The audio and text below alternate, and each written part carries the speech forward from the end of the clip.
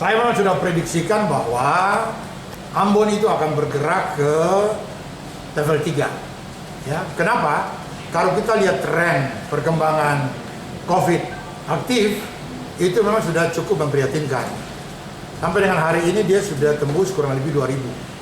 Ya, tapi tingkat kesembuhan juga relatif cukup baik karena sudah kurang lebih 400. Ya, nah memang gejalanya ringan.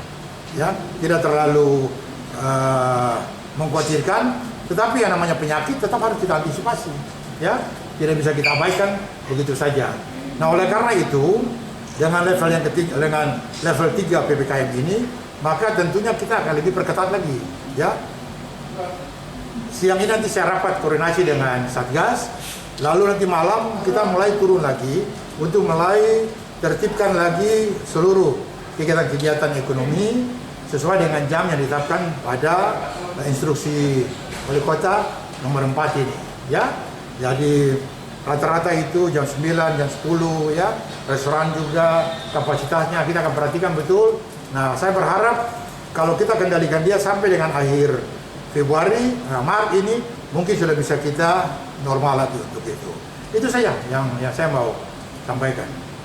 Pak, apakah memang soal misalnya izin keramaian juga akan dibatasi, Pak? Otomatis itu, sekarang memang sudah ada kan, rata-rata itu kan 50%. Cuma kita belum seketat seperti yang kemarin itu, ya.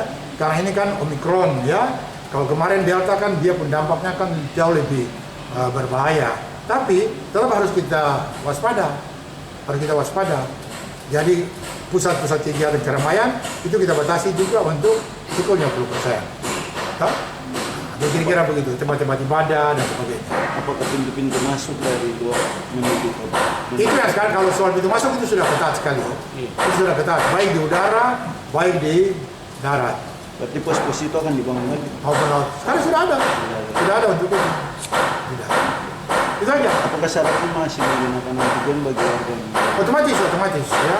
Perjalanan itu dengan antigen, terutama untuk yang sudah 2 kali vaksin. Tapi yang belum vaksin tetap itu harus PCR, ya.